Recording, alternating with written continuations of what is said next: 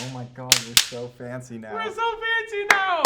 Take one of only one. Yeah, okay, this is going to be the best take. Welcome to Craft Chocolate TV. My name is Dylan, and this is Greg.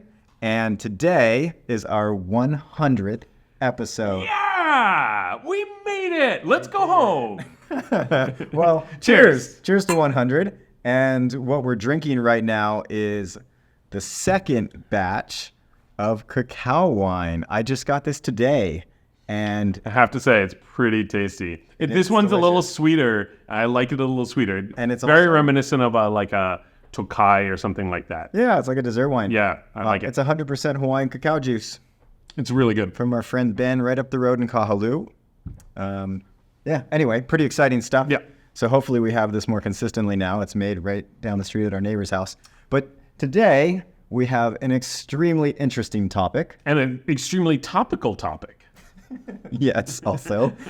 We're going to talk about commodity cacao because it has been going crazy. It's been keeping up with Bitcoin in a bull market, and that is just unheard of. It's never happened before. So, yeah, let's jump into this. What do you think some of the main reasons that this is happening right now? Yeah. Well, and for anyone who hasn't seen it, I feel like everyone watching this will probably know. I was talking to a friend of mine in Australia who's telling me that like every night on the news they're like seeing like cocoa prices, which is like crazy. Like this is not something that normal people ever hear anything about, is the price of cocoa. And now suddenly it's on like the news every night. Well, so like, and I would say most of what I know about what's caused this is from what I've read and people I've talked to, but it's kind of a combination of a couple of things. This is the third down year in a row. So 4 years ago, production was 5.2-ish, I want to say. Down year of cocoa production. Yes. Right, cocoa production. So like 4 years ago, it was like 5.2, 5.3 million tons.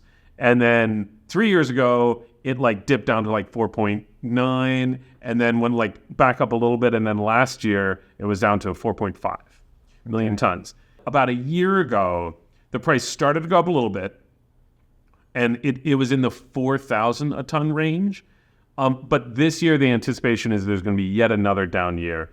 And so this is what's part of the thing that's really driving it. One of the main reasons there's a down year is weather.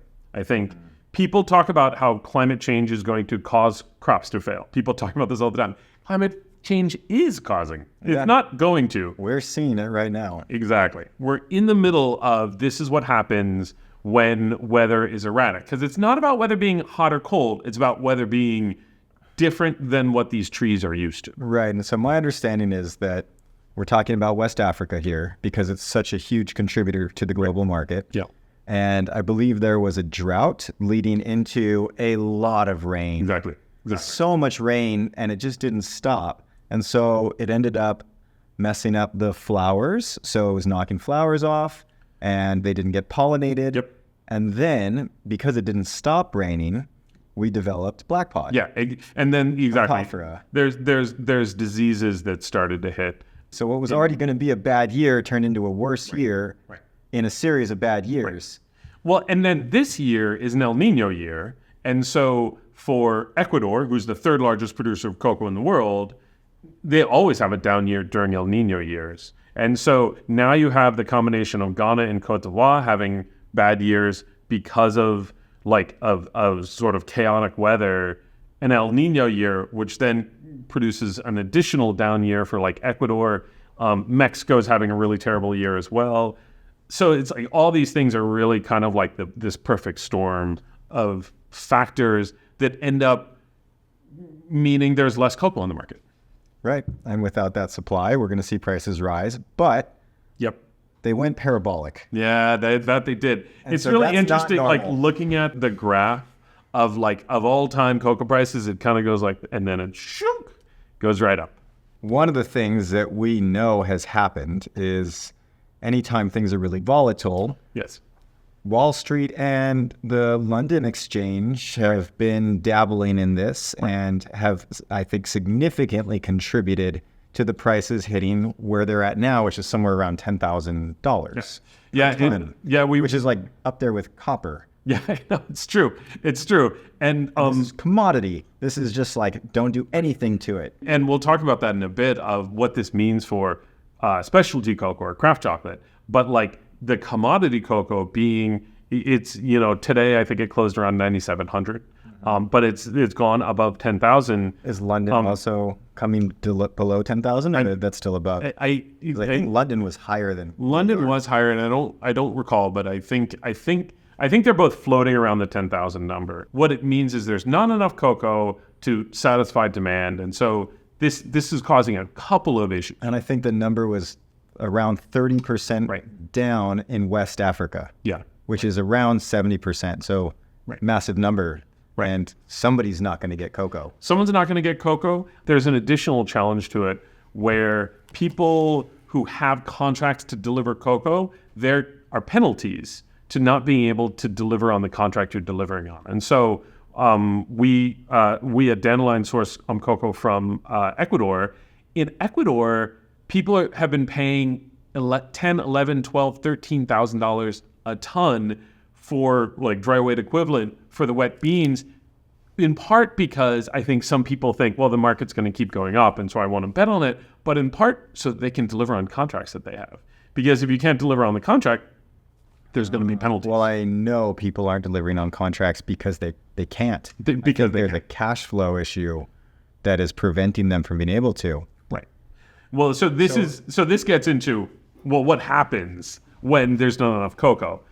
So first thing is cash is king, as the old expression goes. And it's especially true now, where suddenly when there's not enough cocoa, the question is who has the money to buy the cocoa, to aggregate it, to resell it? Because the way the cocoa supply chain works is it's not usually a farmer puts a container together and ships it to somebody in another country, or even uses it themselves. Normally there is somebody who's doing that aggregation. So you have to have working capital to pay for that cocoa, and it could be wet and then you process it, or it could be dry, but either way, somebody has to have the cash to buy up all that cocoa as they're like aggregating it, processing it, etc. Then they sell it 2, 3, 4, 5 months later. And what's so hard is that they're used to a certain price. That's exactly. And now that's 2, 3, 4 times what that normally is.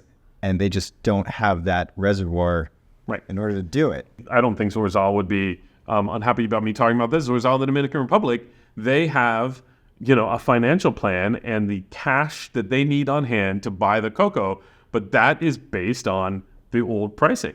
And so now if the price for those wet beans has gone up 3 or 4 times, you can buy a third or a quarter of the amount of cocoa that you were trying to buy before. Yet your demand is still crazy high. But the demand is crazy high, and the prices are so high that you want to be able to produce that cocoa and sell that cocoa, because now is when you can actually potentially get profit from it too. So do you think people are going to banks and going to investors?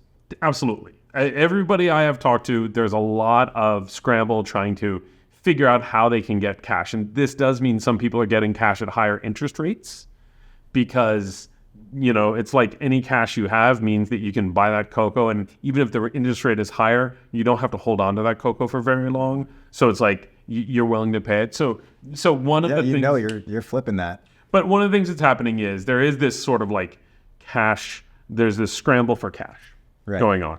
Okay. So this kind of leads into who's winning and losing here. Yeah. Sure. Well, I would say there's sort of 3 categories when you talk about the market. And I think a lot of people think of the cocoa market as like one thing.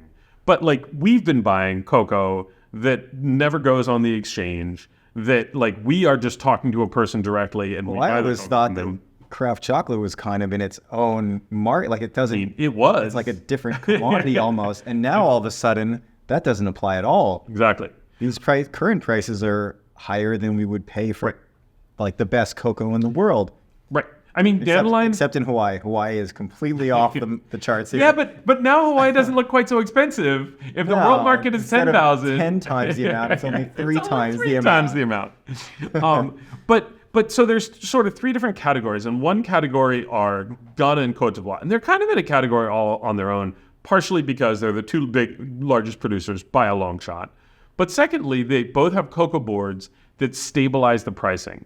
And so, and as of literally Stabilizing the pricing for what they pay the farmers or what they sell it to the markets for. both. So they have a stable price that is given to farmers that farmers get at farm gate, but also most of the cocoa they're selling is contractual. So it's not like spot cocoa. So it's not, someone's coming to them and say, I need a ton right now. It's mostly, there have been contracts that were established 6 months ago. And so Ghana and Cote d'Ivoire are trying to figure out how to navigate this because their farmers have less cocoa, but they're also not getting these crazy prices that other people are. So this is really tough for farmers in those places. And one of the things that has happened is people have started to smuggle cocoa into other countries where you don't sell it like at a fixed price, where you can sell it at whatever price you want to set it at. Right, because regardless of the prices being so high, these two countries, the farmers are still screwed. They have way less supply.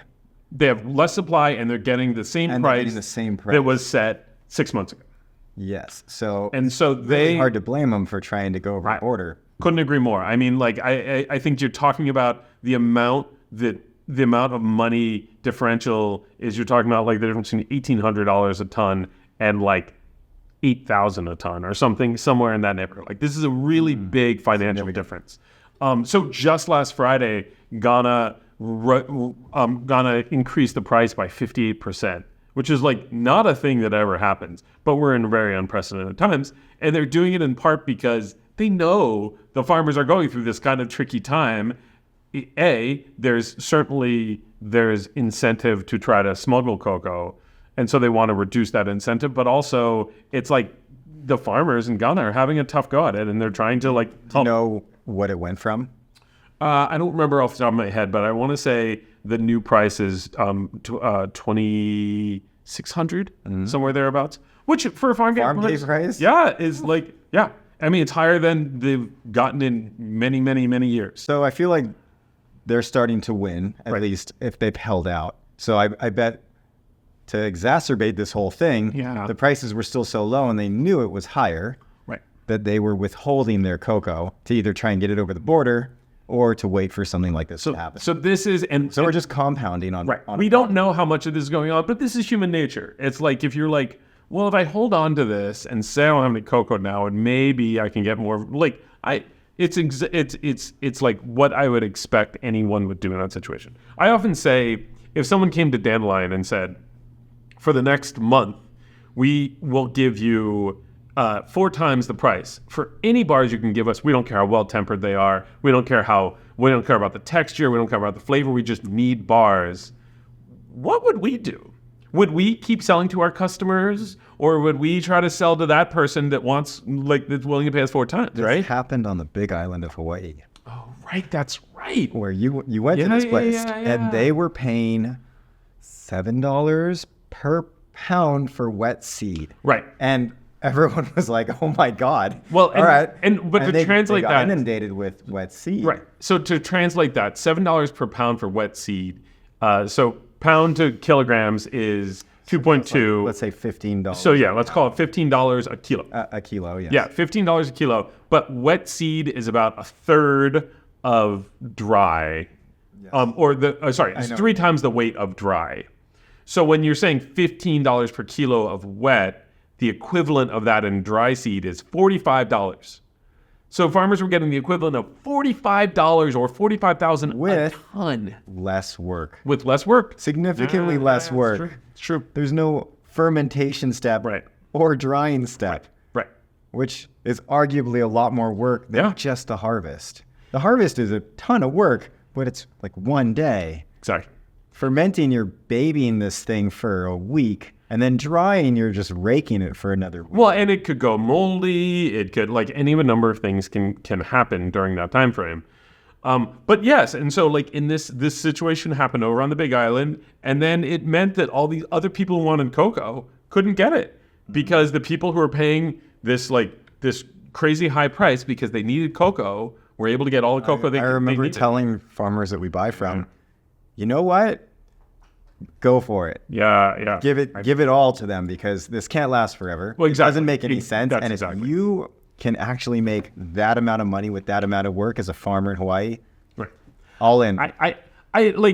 We've had the same approach at Dandelion where it's like we talk to people. They're like, hey, and this is one of the things going on of craft chocolate versus sort of commodity, or especially cocoa versus commodity market price, is that we've on average been paying about $7,000 per ton landed, which is when the commodity price was Pretty similar. 2,500. Yeah, exactly. Yours is around the same. 7, 8.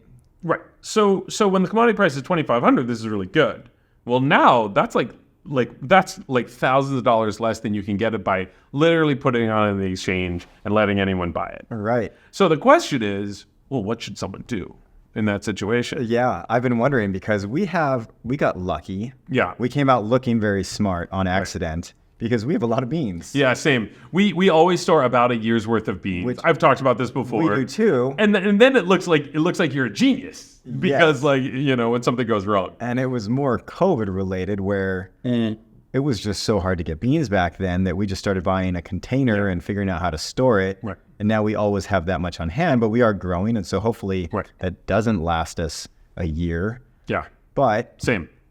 we still are okay for the moment. And I'm kind of hoping that things start to come back down to earth like everyone else. I guess this is one of the questions though, is like, what do you want? What do you think would be a good thing to happen for the market? Like what is the upside and the downside of the price staying this? As craft chocolate makers, we were always saying the price is too low in the commodity market. Totally. The farmers are never getting enough money. Right. Well, now things swung so high that the farmers aren't always still necessarily winning here. Yeah, unfortunately, some of them are getting a lot more money. Not all of them, but some of them definitely are. The plantation owners, the people who own larger plantations, which doesn't happen in West Africa. It doesn't seem like it, at least. They're not small farm holder, like 1 million small farmers. It doesn't happen in Ghana and Cote d'Ivoire as much. There's other parts of West Africa, like in Sierra Leone and Liberia. I know there's a couple larger farms. But Ecuador, Brazil, these countries do have 500 hectare farms, quite a few of them. Yeah. And I think these farmers are starting to do well. Yeah. They're cashing in. This is their moment. Well, and again, I don't blame them. I feel like I'm very happy for them. Yeah, exactly. I'm very happy for them because I think but I guess there is this question of if the price stayed at 10,000 a ton, what would happen? Like, what's the thought exercise of what happens if it stays? Now, nobody believes it's going to stay this high. Yeah, for a couple of reasons. That's a great question. I think things will adjust to the point where chocolate will all of a sudden, the candy bar chocolate, we will no longer see €1, $1 chocolate bars anymore. It just won't exist. I agree. I think one of the things that'll happen. So at Dandelion, we sell bars for different prices, and sometimes we do it experimentally. And if you sell a bar for $10 and you sell a bar for $20, our experience is you basically sell about half as many $20 bars as you sell $10 bars. Just because it's like somebody still is interested in this unique and different and interesting thing, but not as many people as are interested in the $10 one.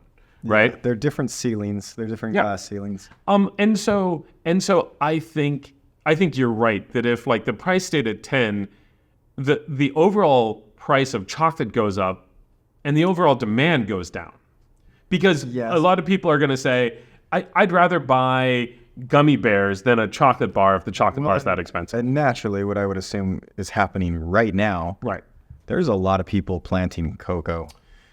You know, it's funny that you say this. I was just looking this up this morning of like trying to see data on this because I've talked to people, like anecdotally, I've heard people are planting cocoa. But it's still so new. So hard to say, but I know there's got to be a lot of interest in it in most of Central and South America or countries that normally do grow. Yeah. If you're in Ecuador and you see your neighbor is selling everything for super high prices and they've got a new motorbike and a new phone and like fixing their house and you're like, dang, I should grow more cacao too. Totally. And I think one of the things that hopefully is also happening, and it's hard to know, but like we didn't talk about this as much, but like one of the challenges in Ghana and Cote d'Ivoire is that a lot of the trees are very old too. there hasn't been a lot of replanting going on, in part because there hasn't been a lot of money in it, right? And so if there's not a lot of money in it, people aren't doing it. Old trees, older farmers. But it also means that the cocoa is not being planted in the most, sort of like with the most modern knowledge we have of planting cocoa. So agroforestry systems are more resilient to climate change, right? You hold the water better. You're able to sort of like moderate temperatures, et cetera, et cetera. Less susceptible to disease. Less susceptible to disease. So there is this like hope that I have as people are planting out more cocoa, they're going to be planting it in a more climate-friendly way, which also means in a more nature-friendly way. And I'm not saying this is true for all cocoa. A lot of cocoa is planted in an agroforestry environment, but there's a lot of cocoa out there that was not, that was planted in forested areas, the forest was taken down for it, et cetera. So one of the things I'm like hopeful about is that as people are planting out more cocoa, they realize they sort of like are using more modern, i.e. agroforestry, which you could argue is not a modern technique. It's a very old technique, but you know what I mean? It's like planting it in ways that are more farmers would have to look at other models that are proving that it's economical to do so. Yeah, like, I know. Like Zorzal is another good example. We'll just pick on Czech here. Yeah, we keep on picking on Czech. But Zorzal brings up actually another point that I was talking to somebody about that, and this is where I think the real risk to craft chocolate is, which is if you talk about Zorzal bird-friendly certified, they're organic certified. They just got Fair for Life certification. Each of these certifications gives you a couple $100 premium. So when you were selling cocoa for $2,000, dry weight equivalent, who cares anymore? Exactly, $300 sounds pretty good.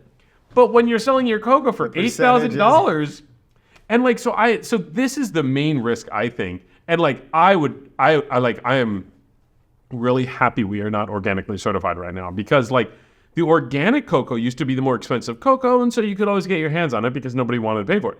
Well, now when there's not as much cocoa out there, conventional people are buying organic cocoa, and if you have to buy organic, you probably have a little starvation going on. It makes a lot more sense to be the organic farmer selling on the commodity market, and who cares?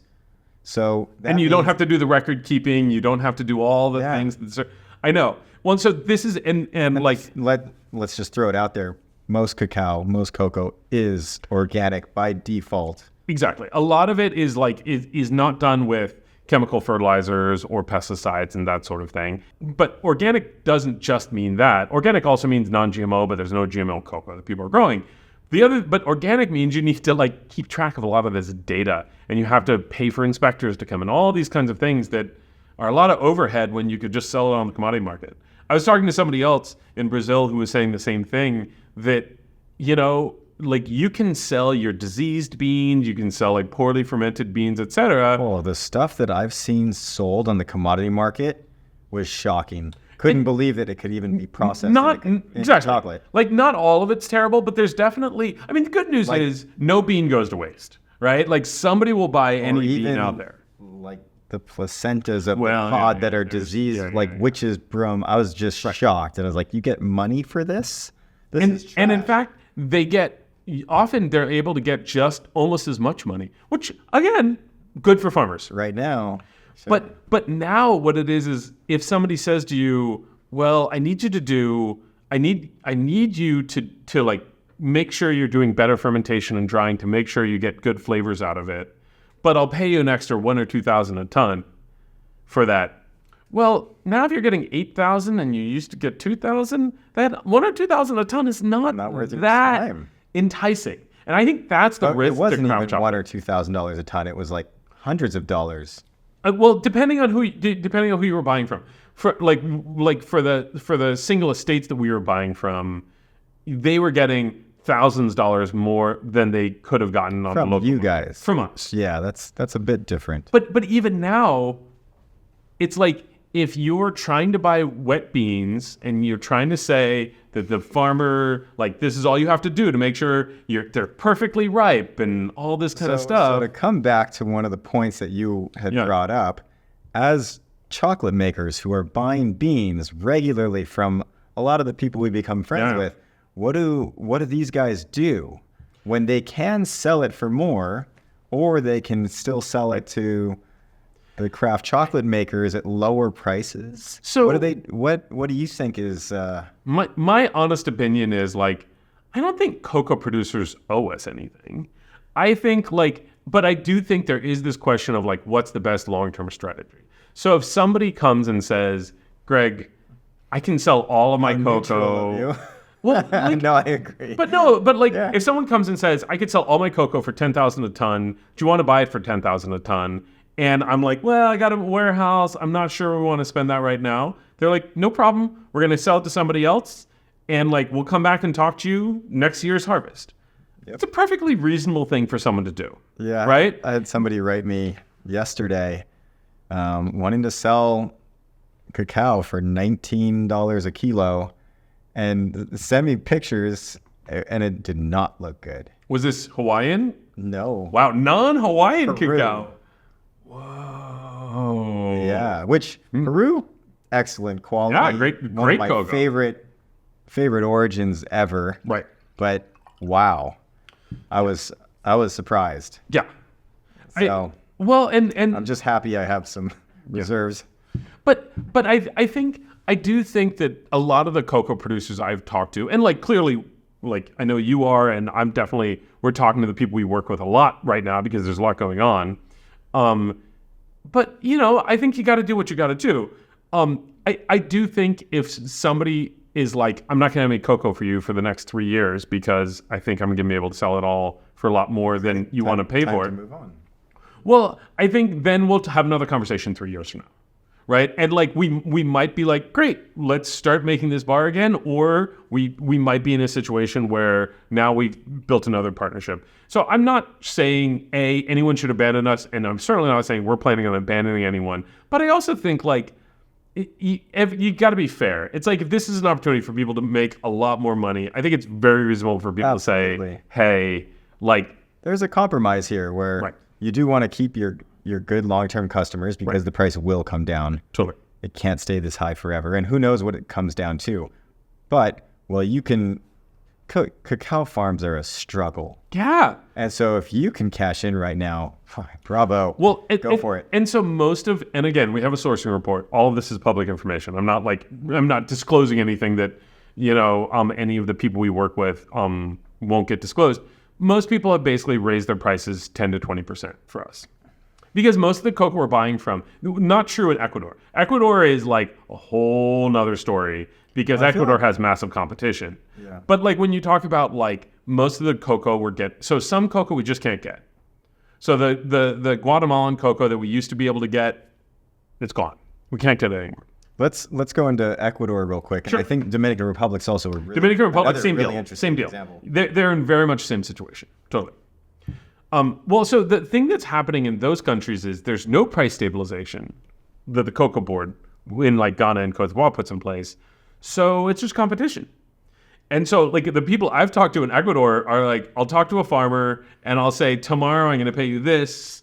You'll bring, 3 tons of wet beans. And then the next day that farmer says, somebody else offered me more last night. Sorry, I sold it to them.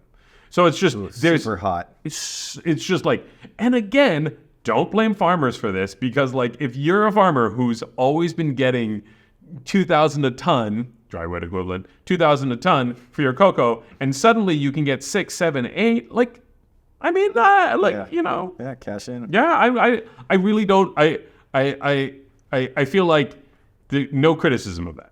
Okay. But it does make it really, really chaotic to try to run a business. It does. It sounds like chaos in both of those countries right now. Very much so.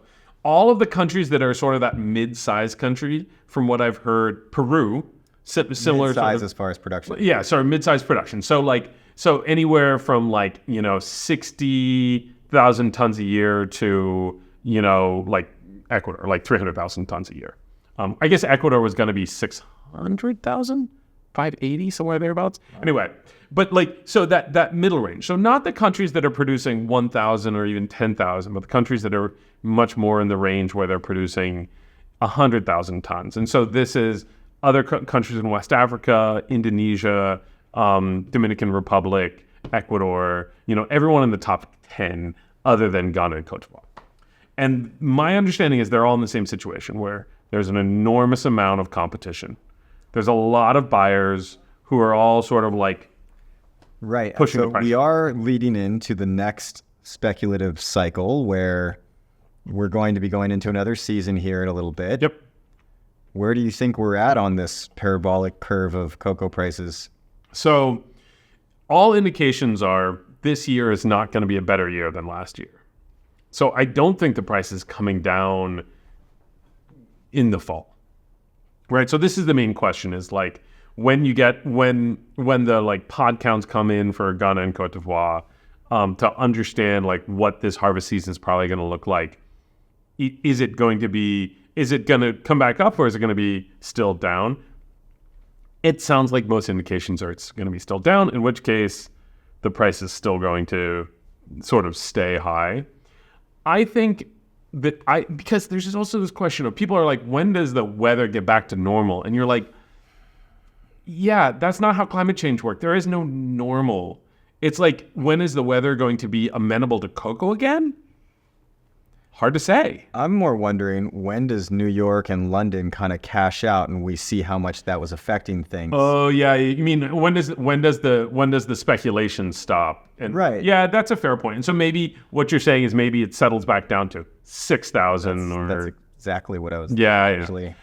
So my projection was going to be it's going to settle down to around 4,000 2-ish years from now, 2 to 3 years. Because that's both going to be the amount of time where you get the speculation out, but it's also the amount of time where people putting new trees in the ground, they're going to start fruiting. Mm-hmm. And so you're going to start to see, not to mention, so you can get more cocoa because people can plant trees, but there's also a lot of trees out there that have been poorly tended, not pruned well, etc. People are going to start to take care of. You start to take care of your trees. Fertilize. That's exactly. You start to fertilize.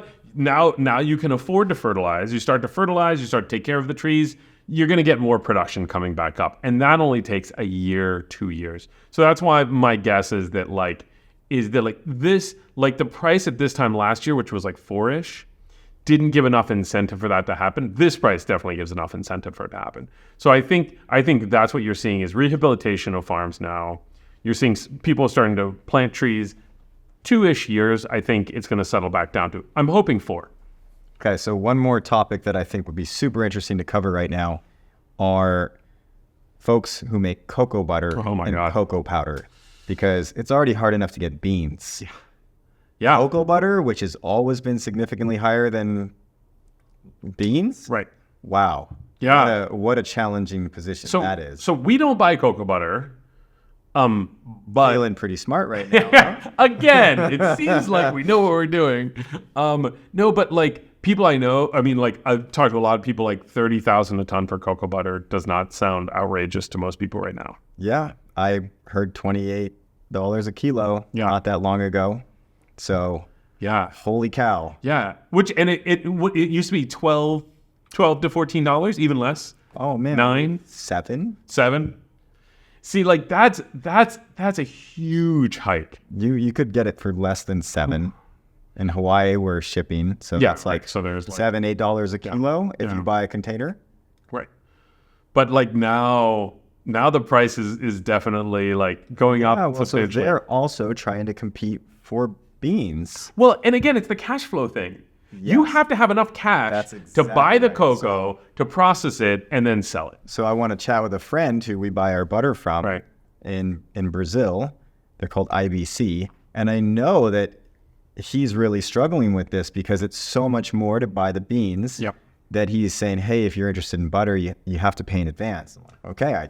This is what I've heard too. At first, I call him and I was like, oh, you must be so stoked right now. You're able to sell butter for so much. And he's like, no, this is horrible. Right. I'm like using all my cash forever to like I'm leveraged. I can't. That's exactly. And it's funny, and this is why I'm glad we're having this conversation, because I think a lot of people see the high price and they think, oh, someone's like profiting off of this. And you're like, not really. It's not like there's just somebody who's sitting there getting rich. I mean, some farmers are getting more money, which is awesome. Farmers need to get more money. But like a lot of the people in the middle, it's just causing a lot. And when I say people in the middle, I mean like processors, aggregators, like brokers. Yeah, it's turbulence. It's chaos. I think and chaos is never good for business. Middle are struggling sometimes the most. Yeah, I think so too. And again, it's just like it's not good for business to not be able to plan or know what you're going to be able to get, or like you're trying to buy these beans, but then somebody else buys them out from under you, and so like now there's a contract that you can't deliver on. Those are the things that I think are really challenging in the industry right now. People literally can't buy butter. Yeah, no, I've heard of. Doesn't even matter. I've heard people literally like saying the same thing, like we couldn't find any. Mm-hmm. Yeah, but also people feeling like, well, if butter's going to cost me, $25,000 a ton or more, I'm just gonna like, again, I'm gonna pull a dandelion. No, but people have said they're gonna just start reformulating, and like using less butter, and like having fewer things that use butter and this kind of thing. I think we're gonna see certain bigger companies potentially starting their own farms and keeping things. Well, and this is what happened last time. I don't know if you remember, but 1977 was the last time that there was this big spike. And I actually did when I took the price that it hit then, which was just over $5,000 a ton, but $5,000 a ton in 77, like in today's dollars, was like inflation, 20 some odd $1,000 a ton. Okay, well that's quite something. And so maybe we're not done, right? Exactly. Oh, that's scary. But after that, what happened? What did people do? What kind of happened in the fallout of that? Well, one of the thing you just mentioned, which is, I wonder if people are going to start their own farms. This is one of the main things that happened, is a lot of people started to try to build out really large cocoa farms to try to be in control of their stability. Yeah, exactly. Well, control. You can't be making Snickers bars and not have chocolate because it's just not there. Yeah. There's in Belize, there's a farm that Emily Stone from Uncommon Cacao has taken me to a number of times. That's now called Zaboon River Estate, but was called Hummingbird Hershey because it was a 2,000-acre Hershey's cocoa farm. They were doing some like. Is that what Green and Blacks got started on too? Green and Blacks was started on Belizean cacao, but it wasn't from that farm. That farm was like strictly Hershey's. All right. But again, they eventually abandoned it because running your own farm is hard and expensive. Especially if you're not there.